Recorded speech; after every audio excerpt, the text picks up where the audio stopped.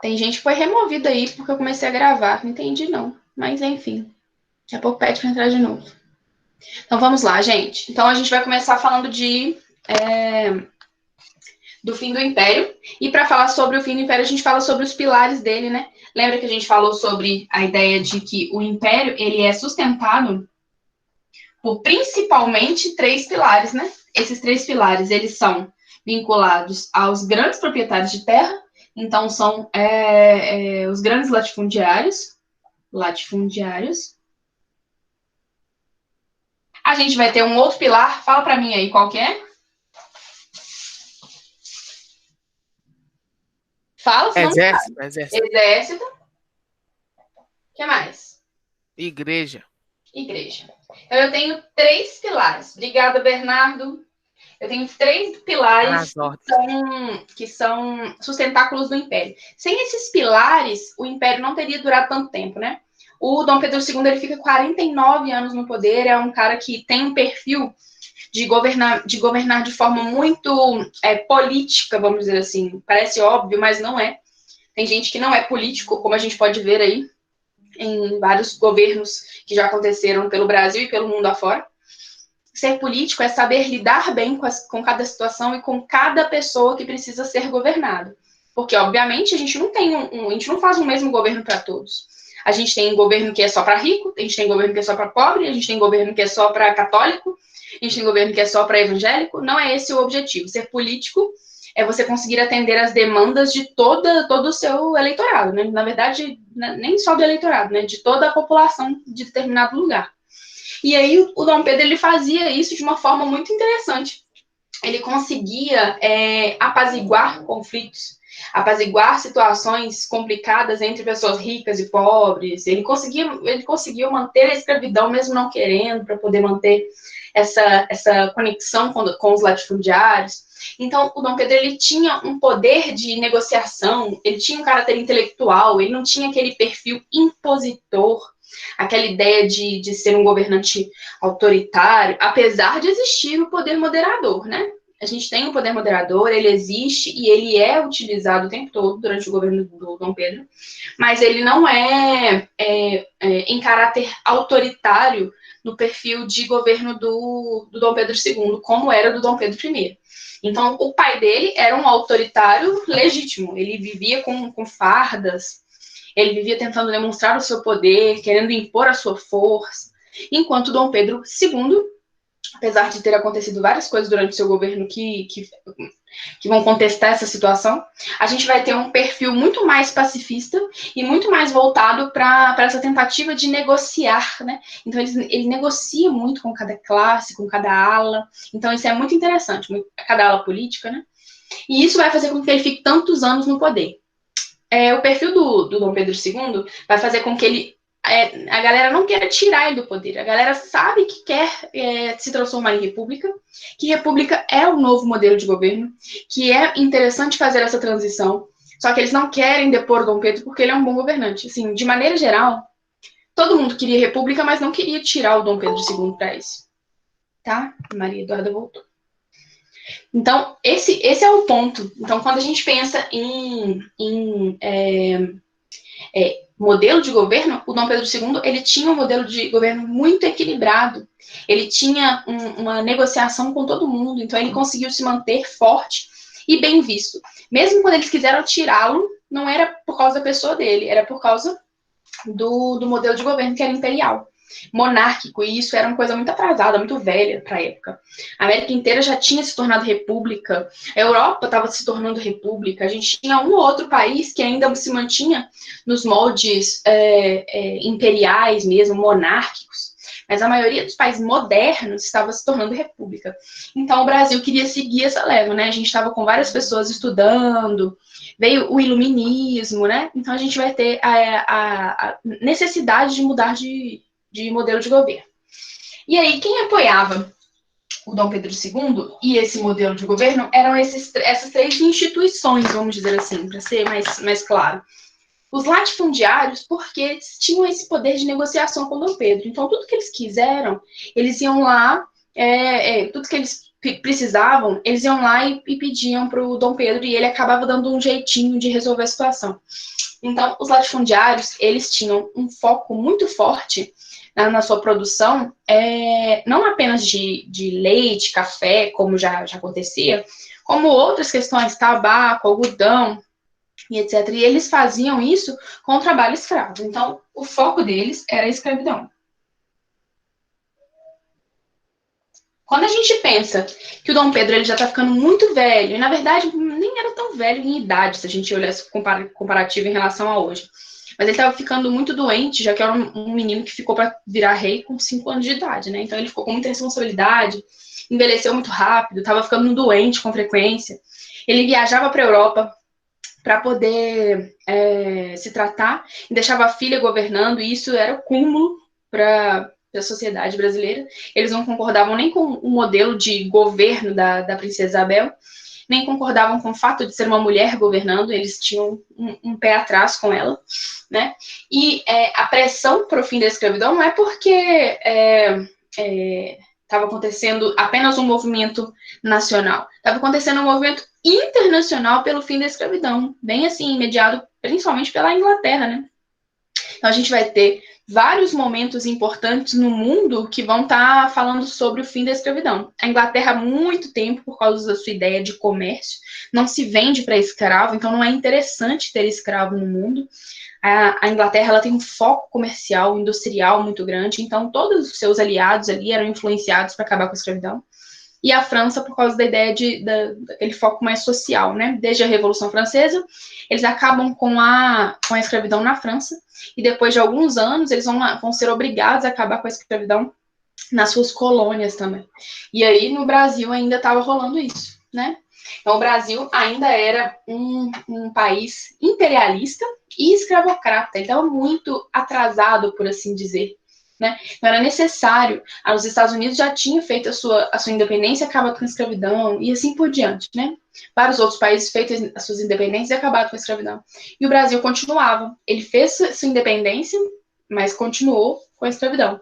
E isso fortalecia os latifundiários, porque a gente foi um país que, até hoje, se pautou muito nos latifúndios. Né? Então, a gente tem produção em larga escala de produtos da agricultura para serem exportados. Então, esse perfil brasileiro que existe até hoje, ele vai ser fortalecido pela ideia de escravidão.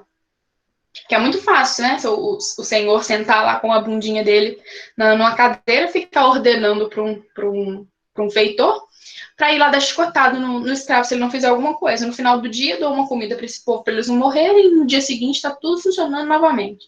E aí eles não têm que arcar com nenhuma despesa. Júlia Ribeiro. Eles não têm que arcar com nenhuma despesa extra, né? É simplesmente isso, é a manutenção da vida do escravo e só. Enquanto em países mais desenvolvidos, que estão voltados para a indústria e para o comércio, a escravidão ela é considerada uma burrice, né? Porque pelo próprio perfil de economia, se você não vende, você não tem economia circulando, então não funciona. Então, como o comércio e a indústria precisam desse rotativo de venda, de mercado aquecido, de girar mesmo, de circular mercadoria, então, para eles é irracional. Aí no Brasil, como era foco agricultura e latifúndio para exportação, a gente ficou com esse modelo escravocrata durante muito, muito tempo, tá? Então, a escravidão, ela era a marca dos latifundiários, e eles ficavam tentando subornar o Dom Pedro para poder manter a escravidão, enquanto a Inglaterra ficava pressionando para acabar a escravidão, enquanto a França pressionando, todos esses países que estavam voltados para essas questões estavam pressionando o Brasil para acabar com a escravidão. E dentro do Brasil também tinha movimentos abolicionistas, né, bem fortes, inclusive. Pessoas que se organizavam em grupos para poder soltar escravo de madrugada. Movimentos que estavam voltados para a ideia de iluminismo, liberdade, igualdade e fraternidade, tá? Então, eles vão trazer essa ideia muito forte de acabar com a escravidão. E aí, quando acontece de 1888 ocorrer o fim da escravidão, isso vai ser um problema, porque eles não têm uma lógica para essa realização. tecnicamente, o governo deveria ter indenizado os latifundiários pelos escravos que eles estavam perdendo, né? É o que os latifundiários estavam reivindicando. Não, já que vocês vão tirar os nossos escravos, que a gente seja indenizado. Só que não houve essa indenização. Então foi tipo assim, pro escravo, olha, você tá solto, tchau. Abandonou o cara, não deu nenhuma estrutura, nem nada, tipo, nada. E para o latifundiário, também não teve indenização pelo valor que ele tinha pago pelo escravo. Então, ou seja, esses caras aqui, eles ficaram um pouco chateados, eles ficaram muito chateados. E essa chateação fez com que eles iniciassem um movimento para derrubar o Dom Pedro II. Então, o principal fator econômico foi a questão dos escravos, tá? Então, vamos lá para o próximo. A gente vai ter uma outra questão, que é o exército. O exército, ele vai ser, na verdade, a mão armada do governo. Então, quando você tem o apoio do exército, tá tudo ok. Mesmo que os latifundiários tivessem dado a louca por causa do fim da escravidão, se o exército estivesse do lado do governo, o que teria acontecido? O exército ia para a rua e ia combater as rebeldias dos latifundiários e assim por diante, tá? Não aconteceu. Por quê? Porque o exército ele vai perceber, quando eles vão para a Guerra do Paraguai, então vamos lá, Guerra do Paraguai.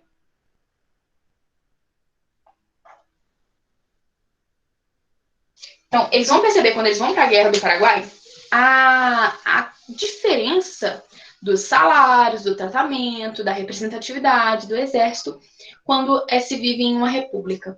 E, além disso, eles vão ter contato com uma mentira que foi dita pelos governantes na época da Guerra do Paraguai. Então, muitos escravos foram para a guerra com a promessa de serem libertados. E aí, muitos deles realmente voltaram e foram libertos, os que sobreviveram, obviamente. Só que as suas famílias foram largadas, né? É como se fosse assim, olha, a gente prometeu foi para você, dane-se a sua família.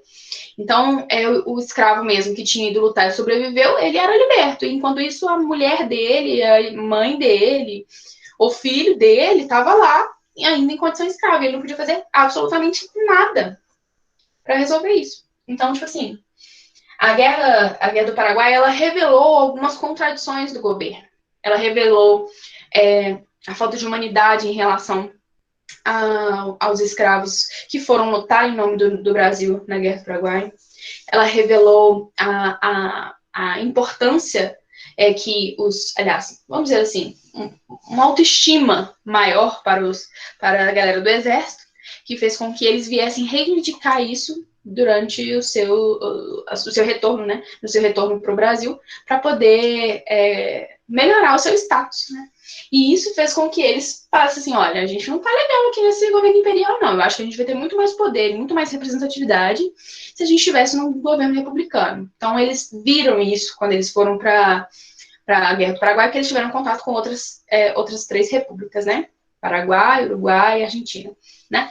Então, eles vão ter esse contato e vão perceber essas contradições e vão começar a agir em prol da mudança desse regime, desse sistema. Beleza? A outra coisa é a igreja. Aí tem a ver com a maçonaria. Maçonaria não é coisa do demônio. Maçonaria é apenas uma instituição que, na verdade, ela é dita secreta, mas todo mundo sabe que existe, todo mundo sabe mais ou menos o que acontece lá dentro, mas é só mais ou menos.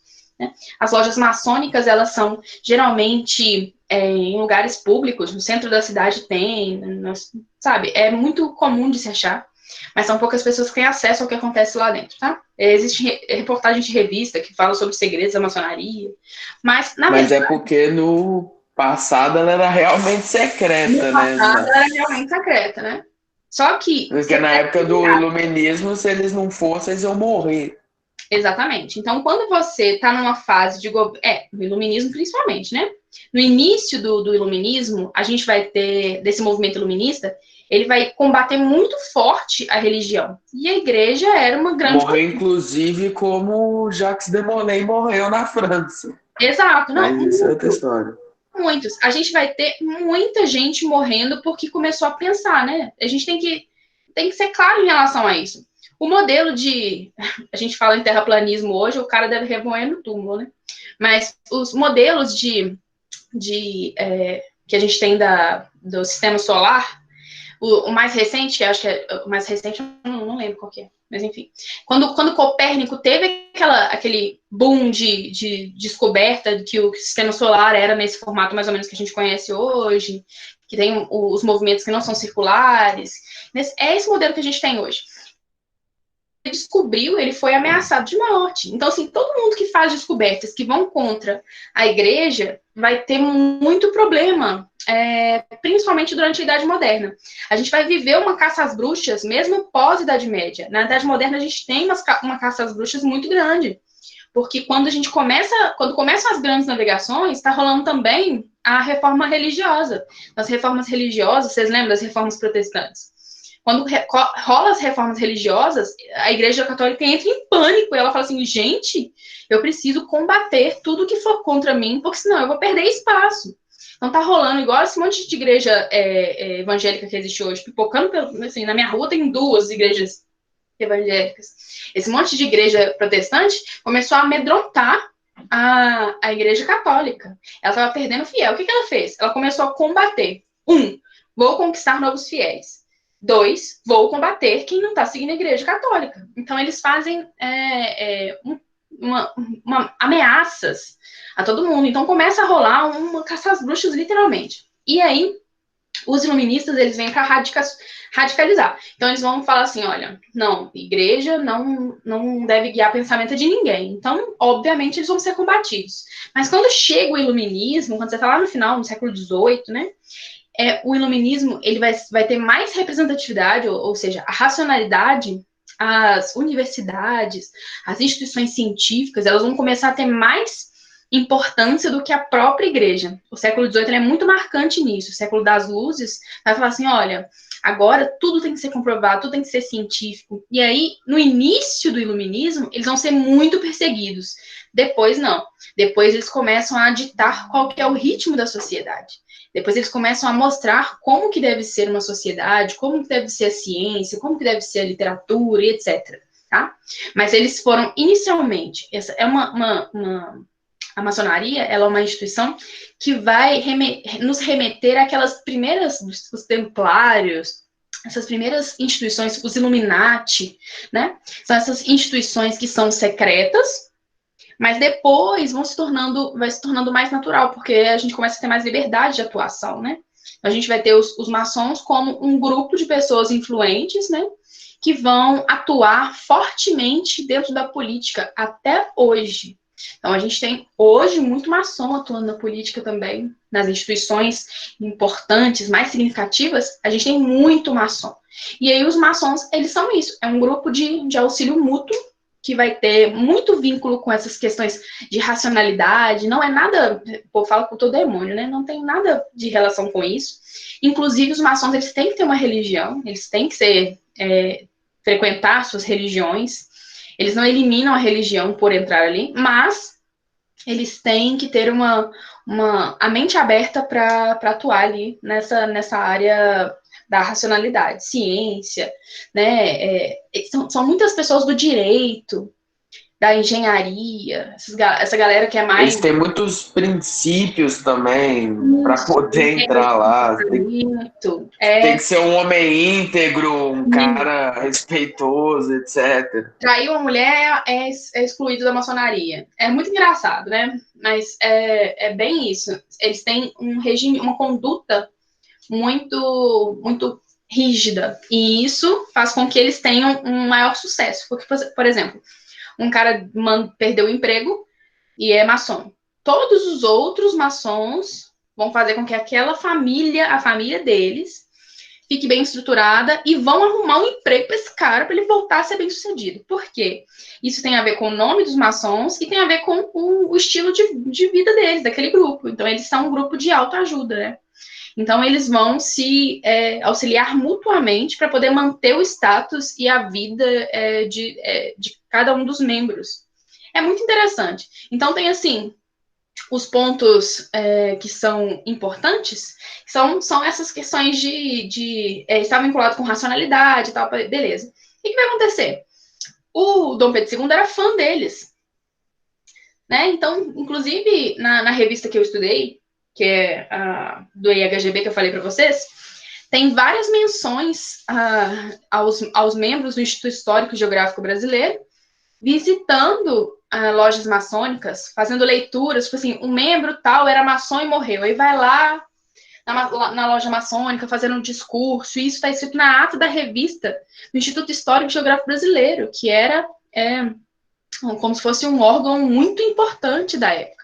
Então, é como se o Brasil desse muita importância para essas coisas. E aí a igreja começa a ficar chateada, porque para a igreja é coisa do demônio, né? Então, se para a igreja é coisa do demônio e o Dom Pedro II apoiava a maçonaria e gostava desses grupos, ele era muito estudioso, o Dom Pedro II. Então, era um perfil dele participar desses grupos. Então, houve um problema quando a igreja proibiu a existência de pessoas. É como se fosse assim: olha, esse país é católico, então não pode ter maçons. Então, vai para proibir a prática da maçonaria. Beleza, beleza. Dom Pedro disse: não tá beleza. Porque eu acho os caras legais. Então, Dom Pedro não quis bloquear a maçonaria no Brasil e isso fez com que ele tivesse uma rixa com a igreja. Então, ou seja, muitas questões, né? Então, a igreja, gente, ela é sustentáculo de muitos governos pelo mundo. Quer dizer, foi, né? Foi sustentáculo de muitos governos pelo mundo. Então, quando a igreja parou de apoiar o Dom Pedro II, os fiéis, né? Fiéis se deixaram ser movidos por outras questões. Porque, por exemplo, se a igreja diz que Dom Pedro II é o melhor governante, então a gente tem que respeitar. Mas como a igreja está dizendo que tá errado esse negócio de maçonaria, então quer dizer que Dom Pedro também deve ser um negócio do demônio, né? Então eles vão tirar o Dom Pedro, vão aceitar a saída do Dom Pedro, vão pedir a saída do Dom Pedro, isso vai mover algumas pessoas que são mais beatas a se mover contra o imperador, tá? Então foram vários eventos. Então isso vai fazer com que o império seja fragilizado. Então, ó, acaba a escravidão em 1888 e não tem indenização. E aí os latifundiários ficam um pouco chateados. Acontece a Guerra do Paraguai e o exército tem contato com outro perfil de governo e fala assim, interessante. E a maçonaria, né, que foi proibida e o Dom Pedro não proibiu. E a igreja ficou um pouco chateada com a situação. O que vai acontecer? Esses pilares vão despencar e o império cai. Beleza? Caiu o império. Sobre os pilares, vocês têm dúvida? Eu posso passar para frente. Por mim, pode passar para frente. Tá tranquilo, né? Então, beleza. E aí, como é que acontece essa proclamação da República? Como é que eles fazem isso? Eles vão fazer de uma forma o mais diplomática possível. Então, a gente pode dizer que eles se organizaram. Quem se organiza para fazer isso é o Exército. Então, em algumas palavras, a gente pode dizer que foi um golpe militar, tá? Então, houve um golpe militar para tirar Dom Pedro II do poder e instaurar uma república no Brasil. Tranquilo com relação a isso? Como que foi esse golpe? A gente tem uma junta de militares, composta lá por Deodoro, por Floriano e uma penca de caras do exército, e eles vão lá bater na porta do Dom Pedro. E a gente está querendo que você dê licença do nosso país. Então, é mais ou menos isso que acontece. Então, ele recebe um ultimato e ele vai ser obrigado a sair do país e ir para a França, em exílio. Ele vive lá até a sua morte, ele e a sua família. E é muito interessante porque esse golpe, em relação aos golpes que a gente viu por aí, né? Cortem-lhe a cabeça. Ô, gente, é chá de hortelã. Tem que acordar com chá. Não consigo acordar nem com a força do ódio, imagina com chá. Quando a gente pensa na proclamação da República, a gente tem que lembrar que ela foi um golpe militar tramado pelo exército, mas já também pensado por outros grupos. A gente tinha um grupo muito forte de republicanistas no Brasil. Essa galera que é mais rica, que viaja para a Europa, que estuda em universidade europeia, que conhece, que dá valor a essa ideia de independência dos Estados Unidos, e aí avalia o perfil republicano dos Estados Unidos. Então, está acontecendo movimentos no mundo que começam a influenciar os brasileiros, que são mais estudiosos, né?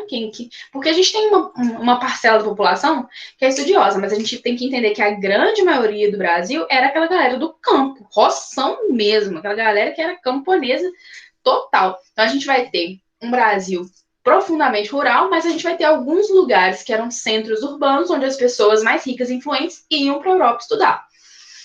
E essa Europa trouxe muita influência ideológica. Então, republicanismo, iluminismo, o positivismo, tudo isso vai guiar a nossa proclamação da República, tá? Então, esse exército que volta da Guerra do Paraguai, empoderado, querendo assumir esse poder, vai se organizar junto e com o apoio dessas pessoas aí ao seu redor, né? Desses republicanistas, desses caras que estão estudando, porque o exército não está ligado em teoria para poder, olha, a república vai ser isso, não sabem essas coisas. Quem sabe? Quem sabe são essas pessoas estudiosas. E aí, então, eles vão fazer um time, vamos dizer assim, um grupo de pessoas para poder organizar como será essa república. Inicialmente, ela vai ser chefiada, né, pelos generais e depois pelos oligarcas. Mas a proclamação em si, ela acontece em 1889, de forma, como diz o Caio, de forma pacífica, mas, vamos dizer assim, de forma boba, né? A gente tem uma proclamação da República que ela é muito simplista e sem a participação da grande parcela da população. E isso faz com que o movimento seja pouco significativo para o povo em si. Então, isso vai fazer com que os brasileiros tenham pouca identidade com relação a esses movimentos de conquista, porque é legal a gente proclamar a república, é importante e tal, mas a maioria das pessoas não estava nem sabendo o que era aquilo, o que significava a república, o que ia mudar na vida delas. Estavam esperando... Oi? Mas aí você vê um exemplo onde o povo teve uma participação até demais, que ocorreu a guerra civil mais sangrenta da história. As duas falando isso, né? Eu acho que a primeira e a terceira. Isso é meio triste. A guerra civil a guerra civil estadunidense, que se não me engano é a terceira mais sangrenta da história, é a guerra civil russa, que é a primeira mais sangrenta da história. Exatamente, é o que eu tô falando. Por isso que eu falei, foi pacífica, isso é um ponto positivo, obviamente, mas é uma forma do Brasil não ter um perfil de identidade, é uma forma que a gente tem, é o que trouxe essa ideia de síndrome de vira-lata pra gente. A gente não tem esse perfil nacionalista igual a outros países, né? Isso tem pontos positivos e pontos negativos, né? Então, ela foi pacífica e isso é bom, né? Então, ela não teve guerra, não teve conflito, não teve nada, não teve derramamento de sangue, foi só um Pedrinho, tchau, né? Mas o fato disso não construir uma identidade nacional é um problema pra gente até hoje, né? Porque a gente não luta pelo nosso país, não tô falando só na guerra. É que a gente não está preocupado com o Brasil. A gente, quer dizer, falando de maneira geral, né? A gente, por exemplo, a primeira oportunidade que a gente tem, me formei em robótica. Vou para onde? Vou para a Rússia, eu vou para os Estados Unidos, eu vou para a Inglaterra, sabe? A gente não tem um perfil de valorizar, nossa, eu me formei em robótica, eu vou estudar pra caramba, que eu vou fazer tecnologias maravilhosas aqui para o meu país. Não tem esse perfil, sabe?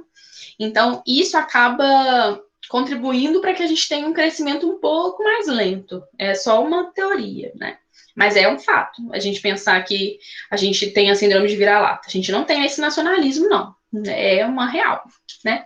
E as nossas revoluções terem sido assim... quer dizer, a gente teve várias revoluções populares, né? Mas as que se consolidaram terem sido essas revoluções mais elitistas, fizeram com que a gente não se identificasse com elas. E é um ponto, né? Então, a proclamação da República, ela foi isso. Então, foi um cara lá, o Deodoro e o Floriano, falaram assim, olha, agora a gente que vai mandar no país. Formaram uma junta governativa e começaram a governar literalmente na força da espada, né? Porque eles eram autoritários, eles eram militares que estavam ali a fim de botar ordem no país. Então, era esse o perfil. Então, a gente tem um governo, inicialmente, que vai ser autoritário. Esse perfil de governo autoritário vai levar, inclusive, a várias reivindicações e a uma renúncia do Deodoro da Fonseca, né? Então, a gente vai ter o Deodoro renunciando e o Floriano Peixoto assumindo por causa dessas cobranças que estão fazendo em cima do autoritarismo desse governo militar, tá? Então, aqui, os generais foram Deodoro e Floriano. Então, Deodoro e Floriano, e depois deles vieram os civis, né? Que são esses oligarcas aqui, que vão começar essa fase que ficou conhecida como a fase do café com leite. Então, ó, o Deodoro e o Floriano, eles passaram por várias coisas, né? Mas a gente tem que lembrar de algumas delas. Você não precisa separar o que aconteceu em cada governo, não. Se você lembrar o que aconteceu durante a República dos Generais, já ajuda, tá? Então, ó, a gente passou pela elaboração da Constituição. Então, a Constituição, a nossa primeira Constituição republicana, que foi de 1991. Peraí. 1891. Foi a nossa primeira Constituição republicana, tá? Então, ela foi importante, apesar de ter trazido pontos que não são muito importantes em relação ao social. A gente vai ter pontos importantes em relação à política nacional e internacional. Em que sentido, né? Eles vão... É uma Constituição que vai falar sobre eleições, né? Coisa que praticamente não ocorria durante o período imperial. Haviam eleições para regiões, para questões locais, né? Regionais, e mesmo assim sempre ali com a intervenção do imperador, que tinha o poder moderador. Agora não, agora a gente não vai ter 4 poderes mais, a gente vai ter 3 poderes, a gente vai ter um perfil de eleição voltado para não é mais para a elite, ele vai ser aqui aberto para todo mundo que for alfabetizado, exceto aquela ideia de padre e mulheres e etc. Mas vamos dizer, todo mundo que tenha, que seja alfabetizado. Então a gente vai ter um perfil de Constituição mais voltado para a política. Ele esquece o social, tipo assim, a escravidão já foi abolida mesmo, então dane-se. Ele não fala sobre distribuição de renda, não fala sobre divisão de terra, não fala sobre nada. Problemas que já eram antigos do Império, tá? Então, aconteceu essa questão aqui que era política. A gente vai ter um perfil econômico de crise, porque o próprio Império de Dom Pedro II já estava em crise nessa época, tá? Em que sentido que ele estava em crise? A gente vai ter... Eu cheguei a falar para vocês do último baile da área fiscal. Esse baile, ele sequer foi pago, não havia dinheiro para pagar esse baile. Tipo assim, isso demonstra o perfil de ostentação do governo também, que a gente não enxerga tão nitidamente quando a gente fala sobre a história do Segundo Reinado. Mas sim, aconteciam festas absurdas, com gastos estrondosos, né? Então, a gente tem que lembrar da questão econômica que vai acontecer, que vai ser o encilhamento. Lembra dessa crise econômica aqui? Que vai causar inflação. Porque permitiram a emissão de mais papel moeda, né? Mais moeda. Então, você vai ter mais moeda circulando, o dinheiro desvaloriza. Antes, o que valia 10 vai passar a valer 5, e depois vai passar a valer 2, e assim por diante. Então, a gente vai ter que carregar cada vez mais dinheiros para comprar a mesma coisa.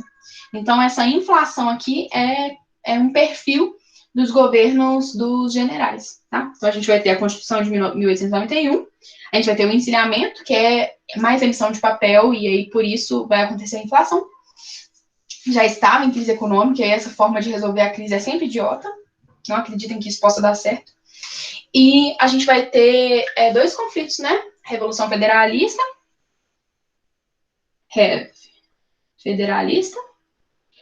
E a Revolta da Armada. Revolta da Armada é aquela que a galera aponta os canhões para o Rio de Janeiro, lá para Copacabana, lá. e aí com o objetivo de trazer, retirar o governo do poder, porque ele estava opressor, porque ele estava tomando decisões erradas, etc. Eles ameaçam o governo e tal, mas eles são retaliados. E a revolta federalista, a Revolução Federalista, na verdade, ela vai ser para falar sobre a ideia de importância de cada estado. O que é o federalismo, né? Foi aquela ideia adotada pelos Estados Unidos. Os Estados Unidos tinham adotado esse modelo, que era para dar importância para cada estado e autonomia para cada estado. E aí, para não deixar que esse poder fosse centralizado nas mãos do presidente, no caso agora. Tá? Então, essa Revolução Federalista ela foi importante nesse sentido, para poder trazer um pouco de autonomia para cada um dos estados. Então, a gente tem algumas marcas durante esses governos, mas eles não são tão significativos assim em relação ao social. Tá? Então, eles largam o social de lado. E aí, quando a gente chega nos civis, quando a gente vem para os governos civis, deixa eu tirar isso aqui, senão não dá para ver. Quando a gente chega nos governos civis, a gente vai ter coronelismo, café com leite,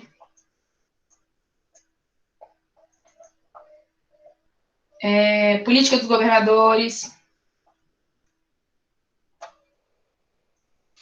Então, tem que lembrar o significado dessas coisas, né? O voto de cabresto. Se a gente decidiu na Constituição de 1891 que todo mundo é ótimo, né? Todo mundo que é alfabetizado pode votar, né? Então, a gente tem o coronelismo como uma das principais fontes para encontrar votantes, porque os coronéis mandam nas pessoas, né? Então, os coronéis são muito influentes localmente. Como eles têm essa influência forte, eles vão convencer as pessoas a votar em quem lhes interessa.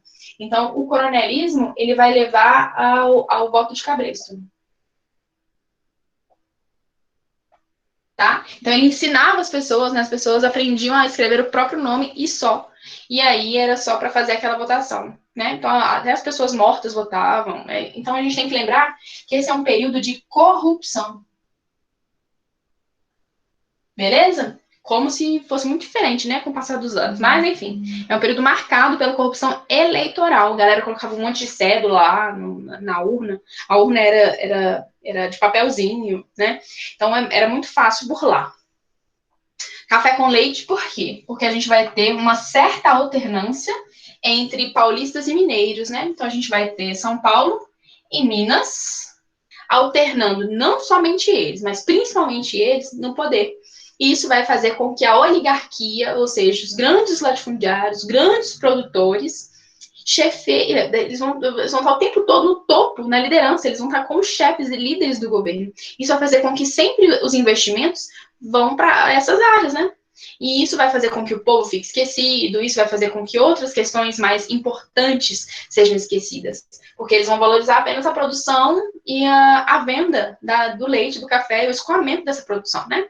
Então, foi um período de muito investimento para os latifundiários, para essa galera aqui. Por isso que vai ter uma revolta pouco tempo depois, a gente vai falar dela na próxima aula, porque hoje não vai dar tempo. Tá? E política dos governadores é aquele jogo de influências, aquela hierarquia mesmo. Quando a gente pensa em o governador precisa votar no presidente, fazer com que as pessoas votem no presidente, para que esse presidente distribua os investimentos necessários para ele. Então, é como se fosse jogos de favores, jogos de influência. Então, se existe isso até hoje, imagina nessa época que era corrupção à solta, não tinha lá um site de transparência para a gente verificar, para a gente consultar, não tinha lei da ficha limpa. Então, era um período em que as pessoas faziam o que bem queriam com o dinheiro público. Então, o nosso histórico de corrupção, ele vai muito longe. Então, se a gente está falando de agora, da Primeira República, vocês devem imaginar como é que foi no Império, como que foi na colônia, né? Então, a política dos governadores é esse jogo. Então, do mais local, do coronel, lá embaixo, o jogo de influências vai passar para os líderes locais mesmo, como se fossem prefeitos, tá? Governadores. E aí vai para o governador, aí vai para o presidente, e aí retorna. É como se, olha, a gente conseguiu colocar o nosso presidente, yay, né? Agora a gente vai ter investimento tal. A gente conseguiu colocar o nosso governador, yay, vai chegar investimento tal. E isso era importante na época, assim como é importante hoje. Vocês já ouviram falar, por exemplo, imagina, só para dar um exemplo idiota, né? Vamos lá, colocar nosso presidente é o Bolsonaro. Aí imagina se o nosso governador é do PT. Deu ruim. É a mesma coisa que acontecia alguns anos atrás, quando era o PSDB e o PT, que polarizavam, né, nos governos. E se o PT estava como presidente, a gente tem um governo PSDB, vai dar ruim, né? Era sempre esse embate. Então, é isso mesmo que está acontecendo aqui. Ó. É interessante colocar pessoas que estivessem do mesmo lado para governar. E esse é o modelo de política dos governadores, tá? Ajuda mútua e, tipo, benefícios alcançados. Então, era uma forma de subornar as pessoas para poder votar naquilo que era mais interessante para o governador, para o presidente, etc., para que eles tivessem um retorno desse voto em investimentos. Tranquilo? Gente, nossa aula acabou. Fala para mim se você tem alguma dúvida, rapidinho, que eu tenho que entrar na outra sala agora, que hoje é correria. Professora. Oi. Quem é? Eu, Júlia. Oi, Júlia. Tudo bom? Tem dúvida, amor? Não. Era só para falar presente mesmo, né? Então tá bom. Ô, gente, então beijo para vocês. Tchau. Tchau, tchau. A gente se vê na próxima aula. Falou. 2. Aí a gente vai ter mais uma aula de revisão do restante do conteúdo, hein? Volta rápido. Deus abençoe. Porque tem... Vocês têm aula agora? Acho que sim. Tenho Então, certeza. Tem que conferir. Então, tchau para Fé em vocês. Deus.